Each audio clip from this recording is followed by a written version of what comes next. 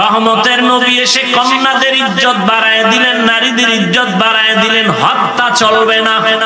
সুসংবাদ দিলেন, এ কন্যার বাবারা, একটা কন্যা যদি পাও, আল্লাহর ওয়াদা, তুমি একটা জান্নাতের মালিক। তুমি যদি দুই কন্যার বাবা হতে পারো, দুই কন্যা পাইছো না জানো, তুমি দুই জান্নাতের মালিক। কন্যা সন্তান আসছে তো রহমত বেড়ে গেছে। এই মেয়ে বিয়ে করছে স্বামী আর স্ত্রী দুইজন, খাওয়ানে কষ্ট, ঘুমানে কষ্ট, বিছানা নাই, ঘর নাই, কষ্ট আছে না? যেদিন থেকে আল্লাহ পাক সন্তান দুনিয়াতে পাঠাইছেন, ওই দিন থেকে কষ্টের পার্সেন্ট কমে গেছে। এই যারা বাবা আছেন খুব হিসাব করেন তো, সন্তান আসার আগে যেই কষ্টে ছিলেন, আসার পরে কষ্ট কিছু হইলেও কমছে না? সন্তান বাড়ছে, কষ্ট কমছে। যত বাড়ে তত কষ্ট কমে, কারণ এক একটা সন্তান মা বাবার জন্য এক একটা নিয়ামত। কন্যা সন্তান আসলে মা বাবার সংসার আরো ধন্য হয়, আরো দামি হয়। কেমনে বুঝাবো? ওই কুলাঙ্গার গুলোকে বুঝানো যায় না।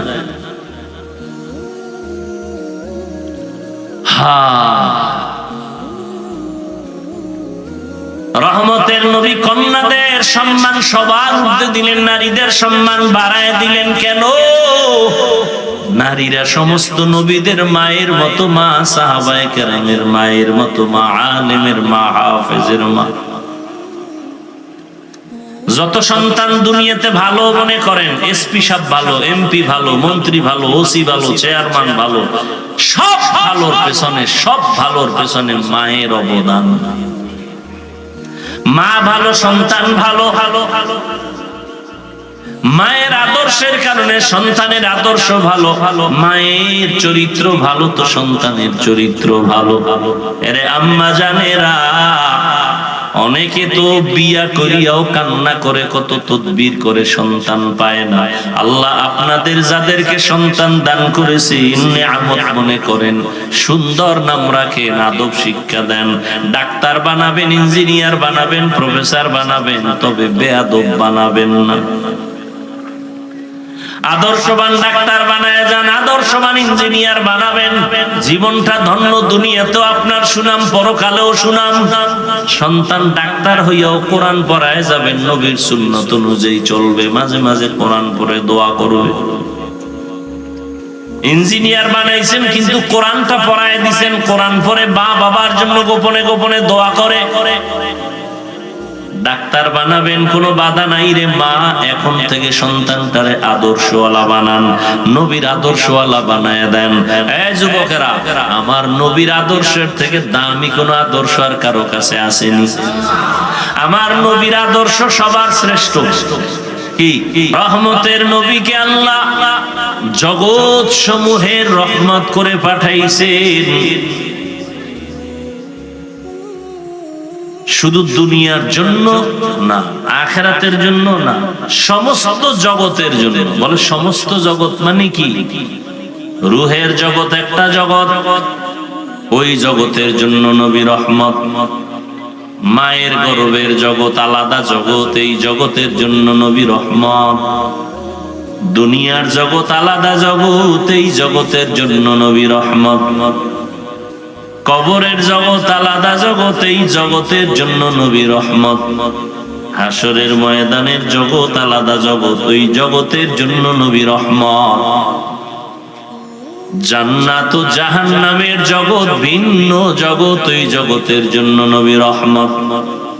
আল্লাহ বলেন, হে নবী, আমি আপনাকে দুনিয়ায় পাঠাই নাই, আমি জগৎ সমূহের রহমত করে পাঠিয়েছি।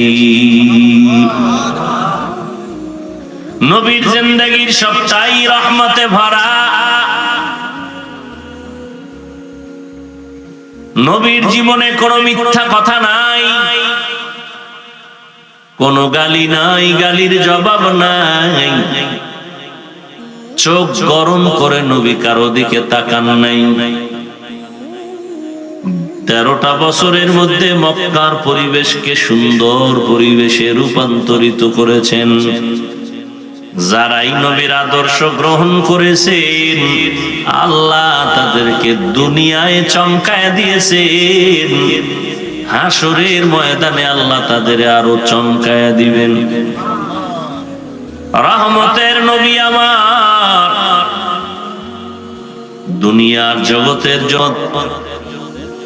রূহের জগতের জন্য রহমত, মায়ের গর্ভের জগতের জন্য রহমত, কবর জগতের জন্য রহমত, হাসরের ময়দানের জন্য নবী রহমত।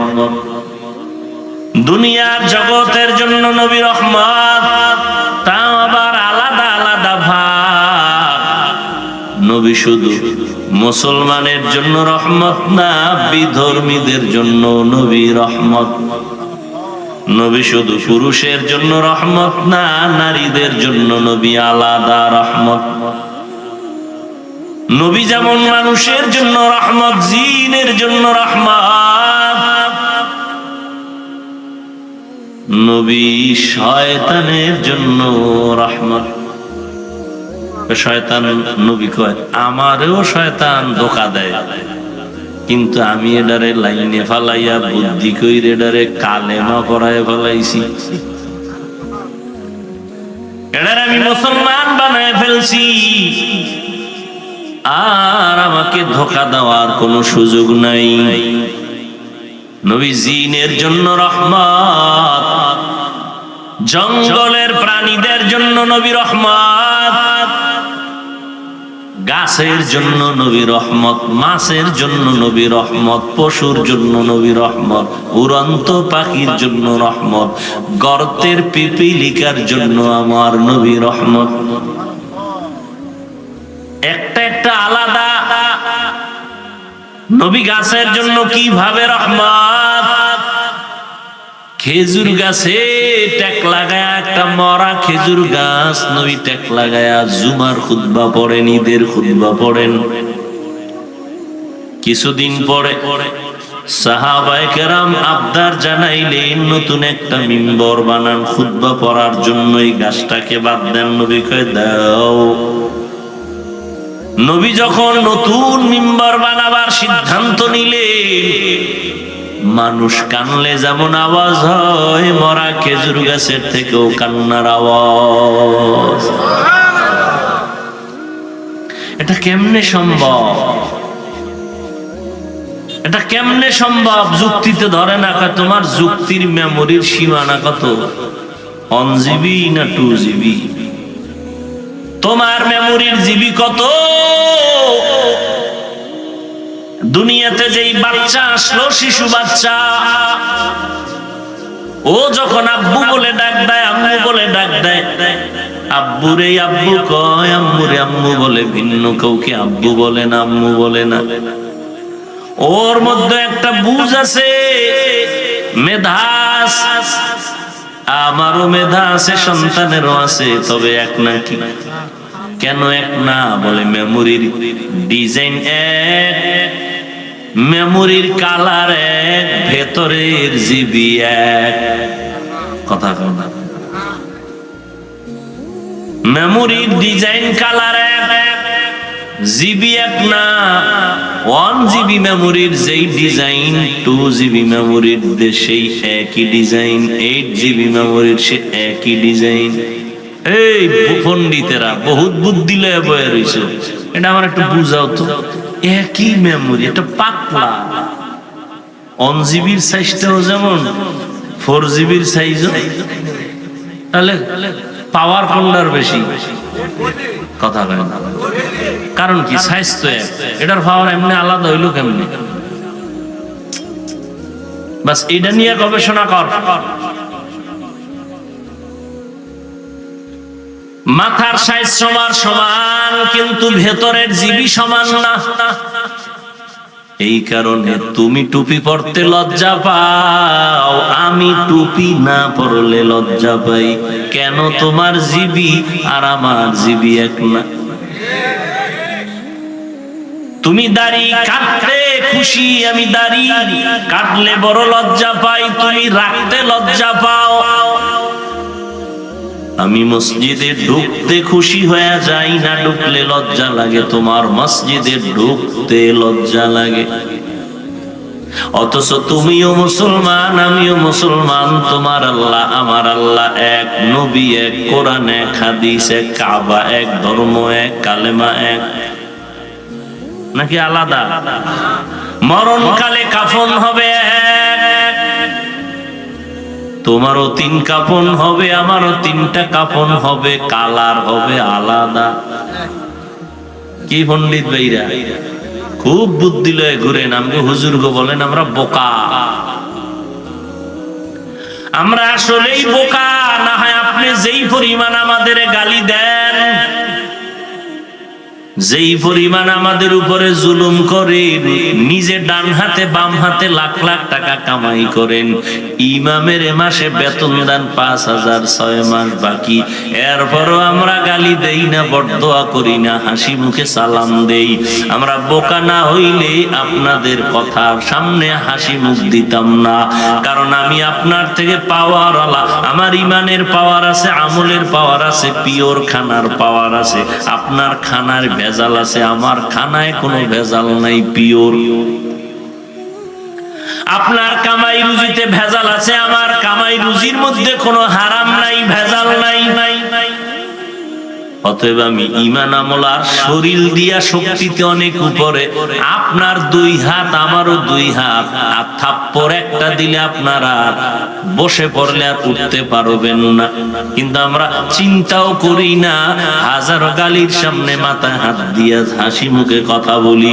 যদি বোকা হইতাম না, তাহলে আমগো সামনে আপনাদের বসার কোনো সুযোগ দিতাম না। আমরা বোকা, এই জন্য আমরা যত গালি দেন গায়ে লাগে না, কোনো গায়ে লাগে না, চিন্তাই করি না কে কি কইল। বরং যারা আরো বিরোধিতা করে আমরা তাদের কাছে আরো যাই, সালাম বেশি দেই, দাওয়াত বেশি দেই, মনে মনে দোয়া করি আল্লাহ হেদায়েত দাও। ও আল্লাহর বান্দারা, তোমার আমার মরণের কাফনের কালার, আমি বক্তার সম্মানে একটা কাফন কেউ বাড়ায় দিবে না, তুমি গরিব হওয়ার কারণে একটা কাফন কেউ কমাইয়াও দিবে না। সবার বেলায় 3 কাফন। কি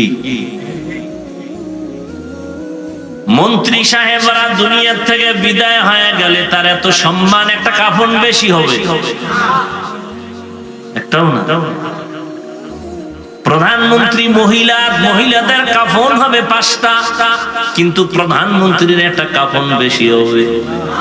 হ্যাঁ ও বাবা, সহজ কথা বুঝতেছো? প্রধানমন্ত্রী মরে গেলে তার কাফনে লেখা থাকবে, খবরদার তুমি এই লাশটারে সাধারণ মনে করিও না, এটা প্রধানমন্ত্রীর লাশ, লেখা থাকবে কাফনে। কাফনে লিখে দিবে, কবরে গেলে ফেরেশতারা বলবে প্রধানমন্ত্রীর লাশ। কথা বলতে একটু চিন্তা ভাবনা করে বলতে হবে। আছে কোন সিস্টেম? কে ধনী, কে গরিব, কে আলেম, কে মূর্খ, কে ডাক্তার, কে রোগী, কে ইমাম, কে মুক্তাদি, কে শিক্ষিত, কে অশিক্ষিত, কোনো ভেদাভেদ নাই। কাফনে যেদিন ঢুকবা সেদিন সবার মাস্তানি বন্ধ হয়ে যাবে। তুমি কয় নাম্বারের মাস্তান, কাফনে লেখা থাকবে? হ্যাঁ, তুমি কয় টাকার মালিক, কাফনে লেখা থাকবে? ফকিন্নির ভোলার লাশটা যেমন তোমার লাশটাও তেমন। লাশ কাফনে ঢুকার পরে আর বোঝা যাইব না কোনটা ফকিন্নি কোনটা ধনী, বুঝার কোনো উপায় নেই। কবরের সাইজও হবে সমান, কবরে প্রশ্ন হবে 3টা, তাও সবার বেলায় সমান। হুজুরের প্রশ্ন আলাদা না, দুনিয়ার সিস্টেম একরকম। ক্লাস 1-এ যারা পড়ে ওদের প্রশ্নপত্র একরকম, যারা 2 পড়ে তাদের প্রশ্নপত্র আলাদা, যারা 4-এ পড়ে তাদের প্রশ্ন আলাদা, যারা 6-এ পড়ে প্রশ্ন আলাদা। ঠিক নেই? আমার মাওলার কেমন সিস্টেম, কে ধনী কে গরিব, কে হিন্দু কে বৌদ্ধ কে মুসলমান, কে মাওলানা কে মুফতি, সবার প্রশ্ন তিনটা, একই প্রশ্ন সবার। রবের পরিচয় দাও, ধর্মের পরিচয় দাও, রাহমাতুল লিল আলামিনের পরিচয় দাও। এই প্রশ্ন আপনাকেও আমাকেও সবার বেলায়। পারবে কারা জবাব দিতে? শুধু হুজুরেরা। ওরে হুজুর তো বহুদূর, সাহাবায়ে কেরাম জান্নাতের ওপেন টিকিট পেয়েছেন। আবু বকর, ওমর, ওসমান, আলী সহ 10 জন সাহাবা জান্নাতের ওপেন টিকিট পাওয়ার পরও তারা মৃত্যু পর্যন্ত কান্না করেছে, কবরে আমার কি উপায় হবে। ওমরে ফারুক রাদিয়াল্লাহু তাআলা আনহু কান্না করেন, যেই ওমর রাস্তা দিয়া চললে মানুষ কেন পৃথিবীর সব থেকে বড় চালবাজ, বুদ্ধিমান, আকামের হেডমাস্টার আদম নবীরে ধোকায় ফালাইছেন, বিভিন্ন আল্লাহওয়ালারে ধোকায় ফালাইছে ওই ইবলিস, ওমরের দেখলে রাস্তা পাল্টায় দৌড়ায়, বড় ভয়। চিন্তা করেন ওমর বেটাটা কেমন, একই স্বর্ণের বানানের। 27 বছর বয়সে ঈসা ওমর নবীর হাতে হাত রাখলেন। কয় বছর? এরে 27 বছরের যুবক, তোমারও 27 বছর হয়ে গেল, তুমি মসজিদ চিনো না, মা বাবার সাথে ভালো ব্যবহার করো না। আর ওমর 27 বছরে নবীর হাতে হাত রাখলেন। রহমতের নবী মুহাব্বতের নজর দিয়ে তাকালেন, ওমর এত পাওয়ার আলা হয়ে গেল। ওমর যেই পথ দিয়া চলে ওই পথে শয়তান চলে না, ভয় পায়। সেই শয়তান আল্লাহর সামনে চ্যালেঞ্জ দিয়ে দিছে, সেই শয়তান ওমরের ভয় পায়। এবার একটু বুঝো বাবা, সেই ওমর জান্নাতের টিকিট হাতে পেয়েছেন, দ্বিতীয় খলিফা জান্নাতি, দ্বিতীয় ব্যক্তি আবু বকরের পর। রহমতের নবী বলেন, আকাশের দিকে তাকাইয়া দেখো কত পরিমাণ তারকা আছে, কয় হাজার। বলে এটা সীমাহীন, গণনা করা যায় না। নবী বলেন, আমার ওমরের আমল সীমাহীন, তারকার মতো গণনা করা যায় না। সেই ওমরের সাথেও দুশ্মনী কিছু কিছু আল্লাহর বান্দাদের বর্তমানে। দুশ্মনী কেন? 20 রাকাত তারাবির আইন কইরেন ওমর জামাত শুরু করছে। আমরা ওমরের মানি না। কারে মানো? মুহাম্মদ নবীরে মানি। কেউ যদি বলে হাফিজ ভাই আপনারে মহব্বত করি, আপনার ছেলেরে মহব্বত করি না, আপনার দাওয়াত ছেলে আসলে দস্তরখানে জায়গা নাই,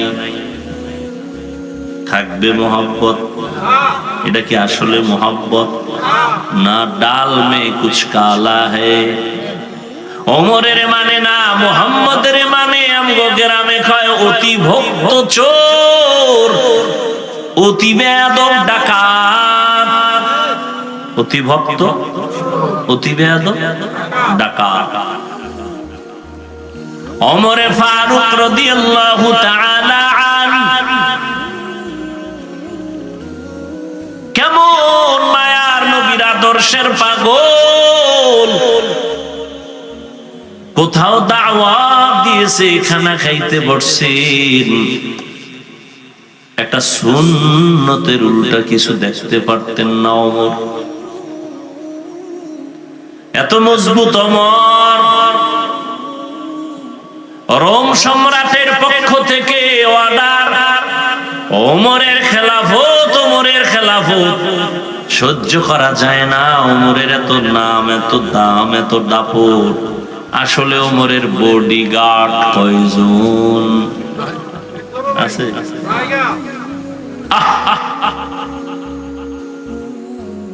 ওমর একজনও বডিগার্ড নাই, তাহলে তো পাওয়ার কেন? এরে মাইরা ফালাও। যার কোনো বডিগার্ড নাই তাকে মারতে এত বাধা কেন? কোথায় মারবো? একজনের দায়িত্ব দিল, তুমি পাইলেই মারবা, তোমার বড় পুরস্কার আছে। ওমর একা কোথায় থাকে খবর পাইলেন একটা চেটিয়াল ময়দানে। ওমর একা, কেউ নাই, ঘুমায়, হাতের বালিশ বানাইয়া ঘুমায়। রহমতের নবীর আদর্শের ওমর হাতের বালিশ বানায় ঘুমায়, পুরা রাষ্ট্রের অধিনায়ক। দুশ্মন খবর পাইয়া তরবারিটা নিয়ে খুশি মনে দৌড়ায়। এই সুযোগ হাতছাড়া করা যায় না। তরবারি নিয়ে ওমরের দিকে আগায়, দেখে শুয়ে আছে, দুই পাও কদম সামনে দেয়, আবার ভয় পেছনে যায়, আবার আগায় যাইতে যাইতে যাইতে যাইতে দীর্ঘ টাইম কিনারায় যাবে ভাব। হঠাৎ করে দেখি ওমর একা ঘুমায় না, জঙ্গলের একটা বাঘ ওমরের পাহারা দেয়। বিশ্বাস করারও তো মানে অবিশ্বাস করার মতো বেঈমানও এই জমিনে এখন আছে, বিশ্বাস করতে চায় না। কেতনা বড় বেঈমান, বিশ্বাস করতে চায় না। যেই ওমরের মতের উপরে আল্লাহ নিজে একমত হইয়া ডাইরেক্ট কোরআনে আয়াত নাজিল করে নবীকে বললেন, নবী আমি ওমরের মতে একমত, আপনিও ওমরের মতে একমত হইয়া যান। নবী কি কয় জানেন? লাউ কানা বাদি নবিয়্যুন লাকানা উমর। আল্লাহ যদি আমার পরে নতুন আর একজন নবী বানাইতেন, ওমর হতো আমার পরের নবী।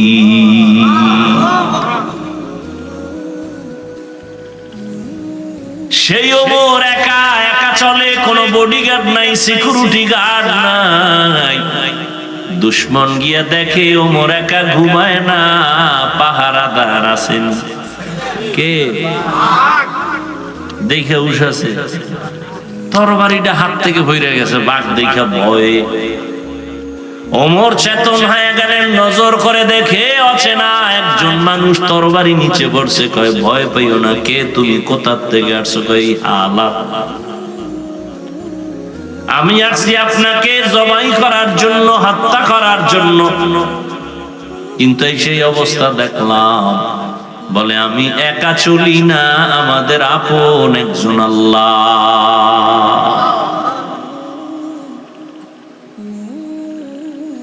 রহমতের নবীর আদর্শের কারণে ওমরের দাম জান্নাতের ওপেন টিকিট চলে আসলো। কিন্তু সেই ওমর রমজানের ঈদের দিন সবাই আনন্দ করে, ওমর দরজায় তালা লাগায় কান্না করে। সাহাবী আবু হুরায়রা রাদিয়াল্লাহু তাআলা আনহু বলেন, খলিফাতুল মুসলিমিন ঈদের আনন্দ বাদ দিয়ে কেন দরজা লাগায় আপনি কান্না করেন? ওমর বলে, রমজান চলে গেল, তারাবি পড়লাম, কবুল হলো কিনা চিন্তা, জাহান্নামের আগুন থেকে নাজাত পেলাম কিনা চিন্তা। যেই ওমরের আমলের ব্যাপারে নবী বলেন, আকাশের তারকা যেমন কোন সংখ্যা নাই, ওমরের আমলের সংখ্যা নাই। সেই ওমর ঈদের দিন কান্না করেন, আনন্দ করে না, জাহান্নামের আযাবের ভয়। পাল্টা প্রশ্ন করলেন আবু হুরায়রা, ও খলিফাতুল মুসলিমিন, আপনি তো জান্নাতি সাহাবীদের মধ্যে দ্বিতীয় কাতারে আছেন, আবু বকরের পরে। ওমর কয়, রে ভাই আবু হুরায়রা, যে আল্লাহ জান্নাতের টিকিট দিছেন, আমার কোন আমলে যদি আল্লাহ আবার বেজার হয়ে যায়, টিকিট ক্যান্সেল করে দিবে।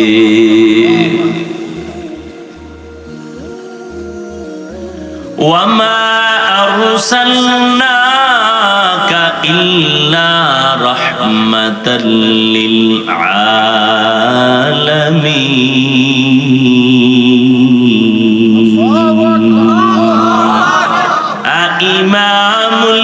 الأولين الآخرين بحر صدقہ رحمة للعالمين سید الکونین ختم المرسلین آخر آمد بود فخر الاولین ও এলাকার যুবক, ও পর্দার আড়ালের আম্মা জানেরা, বৃদ্ধ বাবাজিরা, আমি আপনাদেরকে হাজী সাহেব গাজী সাহেব বানাইতে আসি নাই। ও যুবক, আমি তোমাকে পাগড়িওয়ালা বানাইতে আসি নাই। আমি তোমাকে বাধ্য করে বলবো না যে তুমি তাবলিগে যাও, না হয় জাহান্নামী, তুমি কওমি মাদ্রাসায় যাও, না হয় তুমি ধ্বংস, একবারও বলবো না। আমি তোমাকে জোর কইরা মসজিদে ঢুকাইতে আসি নাই রে বাবা। তোমার সামনে আমার আল্লাহর কুদরতের বয়ান করে দিলাম। আল্লাহ বিবেক দিছে, এবার বাবু তুমি কোন পথে গেলে তোমার কল্যাণ। তোমার চোখের সামনে সারা দুনিয়ার বিধর্মীরা চায় কালেমা বন্ধ হয়ে যাক, কোরআনের আওয়াজ বন্ধ হয়ে যাক। ওই ফিলিস্তিনের উপরে মুসলমানের ইসরায়েল কর্তৃক বর্বর হামলা, হাজার মুসলমান গলা দিয়ে দিতেছে, গলা কাটা শহীদ হয়ে যাইতেছে। ওই আসামের ভিতরে মুসলমান জীবন দিয়ে দিতেছে। চেচনিয়া বসনিয়ার মুসলমানের করুণ হালাত। ও আল্লাহর বান্দা, এরপর তাকায় দেখো, গোটা পৃথিবীর মধ্যে একটা গজব এসেছিল, করোনা। ব্যবসায়ীর ব্যবসা বন্ধ হয়ে গেল, চাকরি বন্ধ, ট্রেন বন্ধ, ফ্যাক্টরি বন্ধ, বাস বন্ধ, দোকান বন্ধ। কিন্তু নজর কইরা দেখছো রে যুবক বাবারা, এই জমিনে একটা কোরআনের মাদ্রাসাও বন্ধ হয় নাই। আর কেমনে বুঝাইলে বুঝবা? আসলে বুঝাইলে বুঝবে এটা ব্যাপার না। কারণ আমি হাফিজুর রহমান কেন, আমার স্বয়ং নবীও বুঝাইয়া আবু জাহিলকে লাইনে আনতে পারে নাই। আবু জাহিল এত বড় বেঈমানের বাচ্চা, বেঈমান, হাতের মুষ্টির মধ্যে পাথর নিয়ে কয়, ও ভাতিজা মোহাম্মদ কি আছে বলতে পারবানি? নবী কয়, বললে লাভ কি? কয়, কালেমা পড়বো। নবী কয়, আমি বলতে পারি না, কারণ আমি গাইবের মালিক না। নবী কয়, ওই আমার চাচা আবু জাহালের হাতে কি আছে, তোর একটু নিজেরা আওয়াজ দে। নবী বলতে দেরি হয়, পাথরগুলো কালেমার আওয়াজ দিতে দেরি করে না। ওই বেঈমান নিকৃষ্ট নিকৃষ্ট দাজ্জাল পাথরগুলো মাটির মধ্যে ফালায় কয়, মোহাম্মদ তুমি বড় জাদুকর, আমি বুঝাইলেই তুমি টুপিওয়ালা হবা না। নবীজির বুঝানের মধ্যে কোনো ভেজাল নাই, নবীর চরিত্রে কোনো ভেজাল নাই, নবীর জবানের মধ্যে কোনো নাপাক নাই। সেই নবীর 13 বছরের বয়ানে আবু জাহাল বুঝে না, কালেমা পড়ে না। আর আমার বয়ানেই যে তুমি কালেমাওয়ালা হবা, তওবা করবা, নামাজ পড়বা, চিন্তাও করা যায় না। তবে বলার দায়িত্ব আমার, মানবা কিনা সেই দায়িত্ব তোমার। ও আল্লাহর বান্দারা, তুমি ডানে বামে দৌড়াও, টাকা কামাই করো, ডানে বামে কই আমরা হালাল ভাবে চলি, আল্লাহর ভয় নিয়ে চলি। কই একজন হুজুর তো করোনায় না খাইয়া মরে নাই, মরছে? একজন হুজুরের সম্মান কমছে? তোমার চোখের সামনে হুজুর বাদ দাও, হুজুর বাদ দাও, তোমার লাইনে যাও। তুমি স্কুলে পড়ো, কলেজে পড়ো, চাকরি করো, ব্যবসা করো, তোমার লাইনে দেখো। জীবনে কোনোদিন মাদ্রাসায় পড়ে নাই, কিন্তু তোমার লাইনে থাইকা স্কুলে পড়ে, কলেজে পড়ে, চাকরি করে, ব্যবসা করে, RAB, army, police, BDR, professor, doctor, engineer, MP, মন্ত্রী, চেয়ারম্যান, মেম্বার, 5 বেলার নামাজ পড়ে, সম্মানের সাথে আছে। মিথ্যা না সত্য? তুমি কেন পারো না রে বাবা? তোমার মতো যুবক রাস্তায় গাড়ি চালায়, সময় মতো নামাজ পড়ে, তুমি কেন পারো না? তোমার মতো যুবক কৃষি কাজ করে, ময়দানে গামছা বিছাইয়া নামাজ পড়ে, ঠিক নি? বলো তুমি কেন পারো না? তোমার মতো সন্তান কলেজে পড়ে, 5 বেলার নামাজ পড়ে, সত্য, বলো তুমি কেন পারো না? তোমার মতো যুবক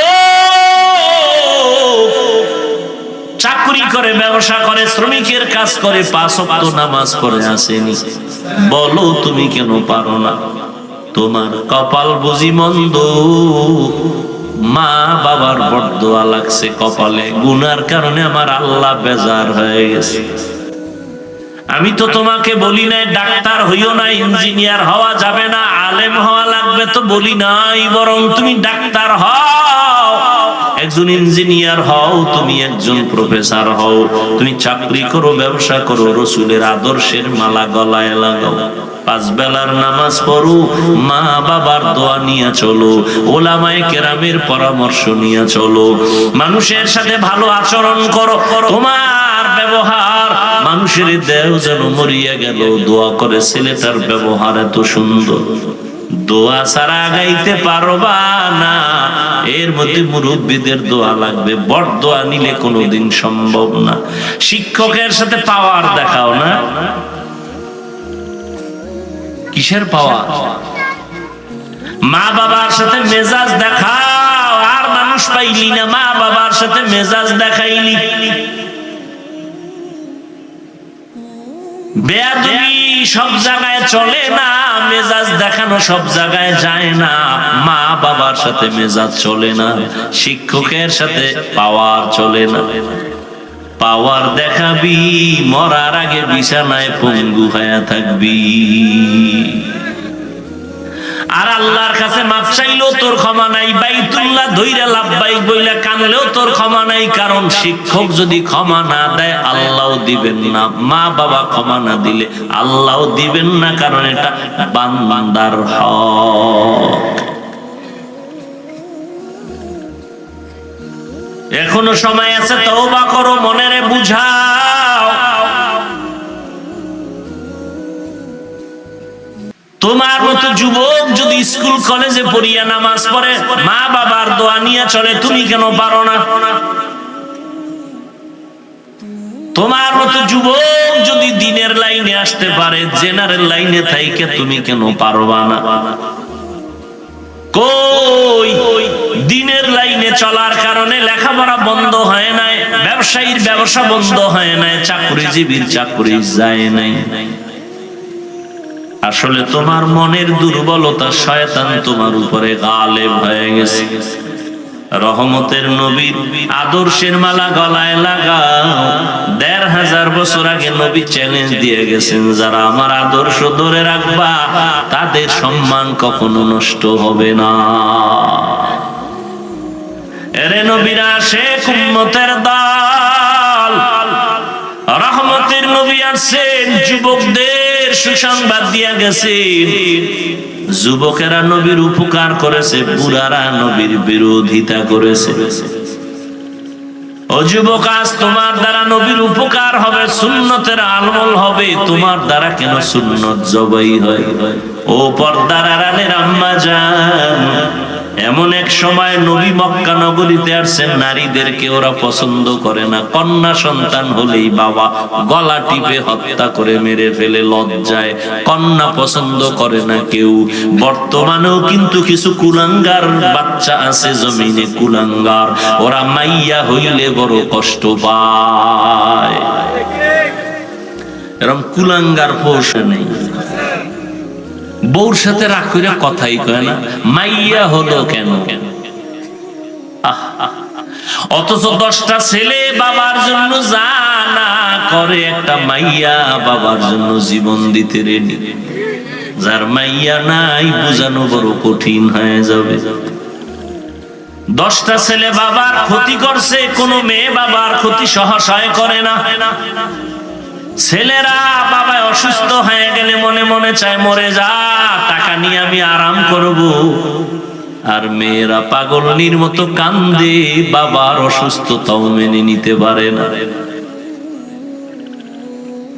এই জন্যই তো নবী বলেন, আমি বিশ্ব নবী, আমি শ্রেষ্ঠ নবী, আমার কত দাম, আমার একটা ছেলে নাই, আমি 4 কন্যার বাবা, আমার একটা ছেলেও নাই।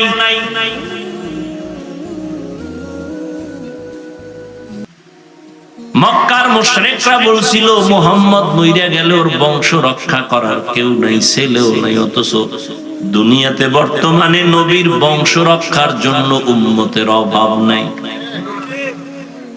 জীবন দেওয়ার জন্য প্রস্তুত। আর যারা এই অপবাদ দিছিল, ওদের নাম দুনিয়ার কেউ জানে না।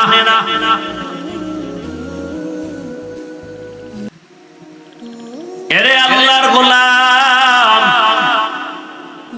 ও পর্দার আড়ালের আম্মা জানেরা,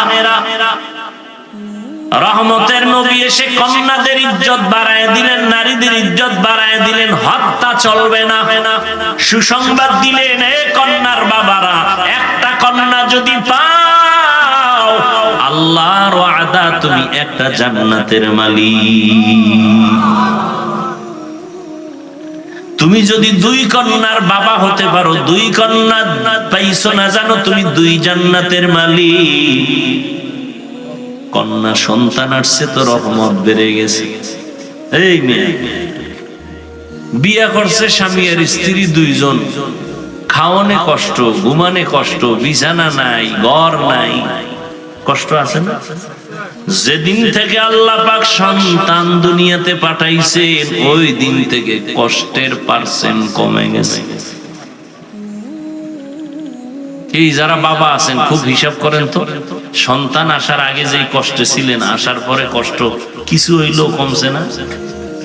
সন্তান বাড়ছে, কষ্ট কমছে, যত বাড়ে তত কষ্ট কমে, কারণ এক একটা সন্তান মা বাবার জন্য এক একটা নিয়ামত। কন্যা সন্তান আসলে মা বাবার সংসার আরো ধন্য হয়, আরো দামি হয়। এটা কেমনে বুঝাবো? ওই কুলাঙ্গার গুলোকে বুঝানো যায় না।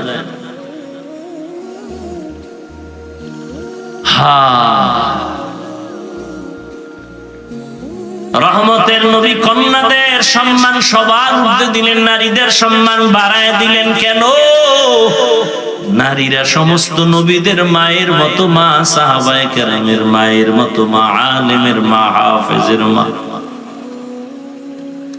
যত সন্তান দুনিয়াতে ভালো মনে করেন, এসপি সাহেব ভালো, এমপি ভালো, মন্ত্রী ভালো, ওসি ভালো, চেয়ারম্যান ভালো, সব ভালোর পেছনে, সব ভালোর পেছনে মায়ের অবদান। মা ভালো, সন্তান ভালো। মায়ের আদর্শের কারণে সন্তানের আদর্শ ভালো, মায়ের চরিত্র ভালো তো সন্তানের চরিত্র ভালো। এরে আম্মা জানেরা, অনেকে তো বিয়া করিয়াও কান্না করে, কত তদবির করে, সন্তান পায় না। আল্লাহ আপনাদের যাদেরকে সন্তান দান করেছে নিয়ামত মনে করেন, সুন্দর নাম রাখেন, আদব শিক্ষা দেন, ডাক্তার বানাবেন, ইঞ্জিনিয়ার বানাবেন, প্রফেসর বানাবেন, তবে বেয়াদব বানাবেন না। আদর্শবান ডাক্তার বানায় যান, আদর্শবান ইঞ্জিনিয়ার বানাবেন, জীবনটা ধন্য, দুনিয়াতেও আপনার সুনাম, পরকালেও সুনাম। সন্তান ডাক্তার হইয়াও কোরআন পড়ায় যাবেন, নবীর সুন্নত অনুযায়ী চলবে, মাঝে মাঝে কোরআন পড়ে দোয়া করবে। ইঞ্জিনিয়ার বানাইছেন কিন্তু কোরআনটা পড়ায় দিছেন, কোরআন পড়ে মা বাবার জন্য গোপনে গোপনে দোয়া করে। ডাক্তার বানাবেন, কোনো বাধা নাই রে মা, এখন থেকে সন্তানটারে আদর্শওয়ালা বানান, নবীর আদর্শওয়ালা বানায় দেন। এই যুবকেরা, আমার নবীর আদর্শের থেকে দামি কোন আদর্শ আর কারো কাছে আসেনি। আমার নবীর আদর্শ সবার শ্রেষ্ঠ। কি বলো? নবীর ওই আদর্শের মধ্যে নখ কাটার নিয়ম আসেনি? নবীজির আদর্শের ভেতরে চুল কাটার নিয়ম আসেনি? তুমি বেঈমানের লাইনে গিয়া চুল কাটলা কেন? নবীরটা ভাল লাগে না? তুমি বেঈমানের তালে পড়িয়া কেন আঙ্গুলের নখ কাটলা? ওখানে কি নবীর আদর্শ তোমার কাছে ভালো লাগে নাই? আল্লাহর নবী জিজ্ঞাসা করলে কি জবাব দিবা? আল্লাহ কয়, সব মাপ যদি তওবা করে রেডি হও, আর কোনদিন দাড়ি কাটবো না, নামাজ ছাড়বো না, বেপরদায় চলবো না, মা বাবারে কষ্ট দিব না, নবীর আদর্শের বাহিরে চলবো না। তওবা যদি করতে পারো, সব আল্লাহ মাফ করে দিবেন। তওবা করো বান্দা, ও যুবক, আল্লাহর কাছে তওবা করো, মনে মনে আল্লাহকে ডাকো। ও দয়ার মালিক, কোরআন সত্য, নবীর কথা সত্য, আর জীবনে শয়তানের ধোকায় পড়ে যত গুনাহ করেছি, নামাজ পড়ি নাই, পর্দা করি নাই, দাড়ি কাটলাম, আজকে থেকে তওবা করলাম। রিজিকের মালিক আল্লাহ, হায়াতের মালিক আল্লাহ, ইজ্জতের মালিক আল্লাহ। আর নামাজ ছাড়বো না, বেপরদায় চলবো না, মা বাবারে কষ্ট দিব না, উলামায়ে কেরামের পরামর্শ নিয়ে চলবো, বিরোধিতা করে গুনাহগার হব না। তওবা করার মতো যদি কারো অন্তর তৈরি হয়, দুটো হাত আমার আল্লাহকে দেখায় দেই। আয় আল্লাহ, হাতগুলো কবুল করে নেন, তওবা কবুল করে নেন, তওবার উপরে মজবুত হইয়া চলার মতো তৌফিক দান করেন, আমিন।